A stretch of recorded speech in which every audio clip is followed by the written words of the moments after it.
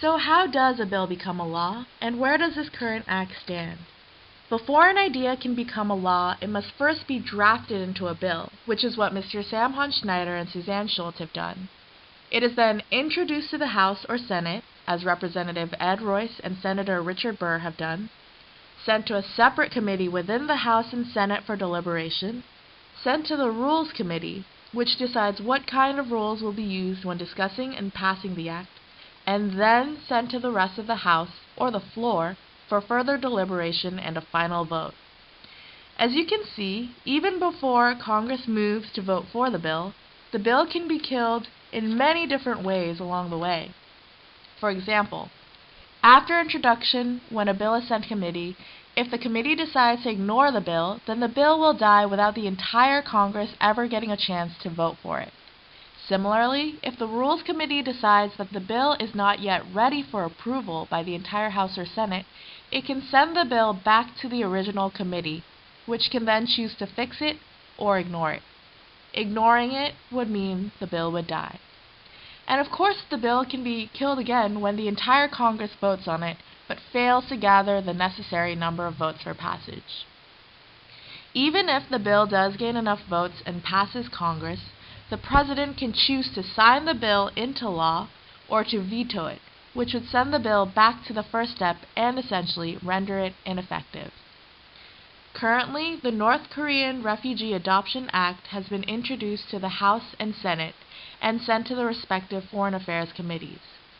Because Congress is on break for the summer, the bill has not progressed since then, but we hope to stimulate the committees into action when Congress goes back into session in late August, early September. However, with your efforts, we can pass this act. If the act passes, the law would direct specifically the Secretary of State in consultation with the Secretary of Homeland Security to develop a comprehensive strategy for facilitating the adoption of North Korean children by United States citizens. This means that they are to propose solutions for dealing with North Korean refugee children who are not considered residents of the countries in which they are hiding. This would also mean that they are to provide suggestions for working with international adoption agencies and aid organizations in Asia to establish pilot programs for the identification, family reunification, and immediate care of these refugee children. This is necessary because, as mentioned earlier, the refugee children lack the necessary legal documentation that prove their orphan status, which prevents them from being adopted. By having these separate organizations, they would be in charge of finding this information and proving the orphan status, which the children themselves cannot do.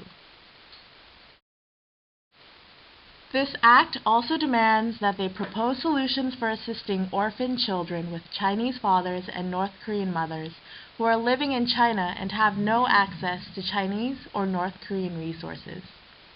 One way North Korean women seek security is by marrying a Chinese man. However, once they have a child, they are often unable to legally register the child as required by Chinese law because the registration system will not recognize these children unless the North Korean mother is repatriated back to North Korea. Therefore, these children do not have Chinese citizenship and remain without an identity when orphaned. This law would ask the United States government to find a way of helping these optionless children. And finally, the Act asks that they formulate appropriate methods to determine orphan status when refugee children do not have the required documentation. Our goal, then, is to make sure that the North Korean Refugee Adoption Act passes in Congress, is signed by President Obama, and becomes law. However, in order to do that, we must first create awareness. After the Rwandan genocide, the late U.S. Senator Paul Simon, who was chair of the House Subcommittee on Africa at the time, said, "If every member of the House and Senate had received 100 letters from people back home saying we had to do something about Rwanda when the crisis was first developing, then I think the response would have been different."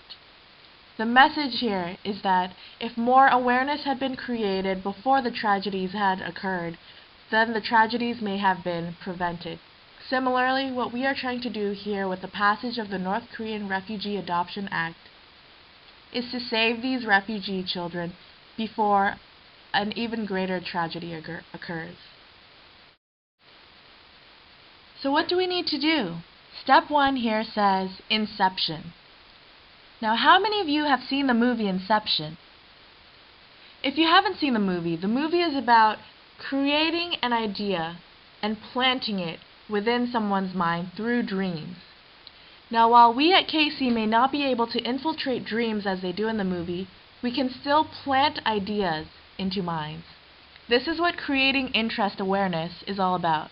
We need you to go to the markets, the churches, your school organizations, and places where you can find as many people as possible and let them know about this act. When you ask people what they know about North Korea, the most common answer will be communism, nuclear proliferation, and Kim Jong-il. They are not aware of the suffering that is occurring among the North Korean people, and they do not know that this human rights crisis is happening. Therefore, we need you to tell them. Utilize your social networks, such as Facebook and Twitter, and we want you to make the news and hit the headlines. Starting small can end up big, and by this we mean use what you know, use the people around you, and they will tell the people around them, and eventually the awareness will grow. Step 2 here says gather signatures. We need you to then, after telling people about the act, to help them sign the petition that will pass the North Korean Refugee Adoption Act. We need you to gather their names, their addresses, and phone numbers, and using this information, we will send Dear Senator and Dear Representative letters to members of Congress. Step 3 here says contact representatives and senators. If possible, we would like you to repeatedly call your regional representative and senator and tell them your interests about this act. Tell them that you, as a resident of his or her district, want this bill to be passed. And once you do contact these representatives and senators, please contact the KAC office so that we know you have talked to them. This is how you create further awareness, because eventually it will be these congressmen who vote whether or not to pass this act, and if they have never heard about this act themselves, then they will feel no responsibility whatsoever to vote for it. Step 4 is to encourage your Congress member to co-sponsor the act. As public opinion grows around this act, we want our representatives and senators to co-sponsor the act. Securing enough co-sponsors, then, is the most important factor in passing the bill. In Congress, because representatives and senators will act only as their party dictates, we need for as many members of Congress as possible to set a good example for their fellow representatives and senators. If representatives and senators see that other members of their party are supporting and sponsoring this act, then they too will be more likely to support and sponsor the act. The greater the number of co-sponsors we can obtain, then the greater the likelihood of Congress actually voting on this act and passing it. Step 5 says keep the flame. This is, if not the most important step, the second most important step after creating interest awareness. Until this bill passes, we need public attention intact. We need to do our best to keep the attention of the public and of our congressmen, and to push them to pass this act. And after they pass this act, we need the bill to reach the table of President Obama and for him to sign the bill into law. While we at KC are aiming for October for this act to pass into law, we know that with the current situation in Congress and the budget crisis, that this process may actually be drawn out for much longer. This process will be long and it will be tiring. But we need you to remember why you're doing this. Why do you care about this act? And why do you think that we should help North Korean refugee children? Is it merely because of adoption? Or is it because you believe that these children deserve a better chance at life? Think about your answer and let that drive you, and to keep pushing you until this act passes into law. Because when that happens, I guarantee that it will be well worth it. And again, I believe that together we can pass this act. So thank you again for listening to the volunteer training session video brought to you by the Korean American Coalition, and thank you for your interest in helping to pass the North Korean Refugee Adoption Act.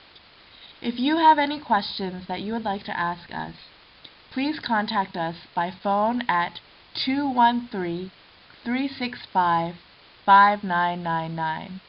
Additionally, you can contact us by email at intern, which is INTERN, @KACLA.org.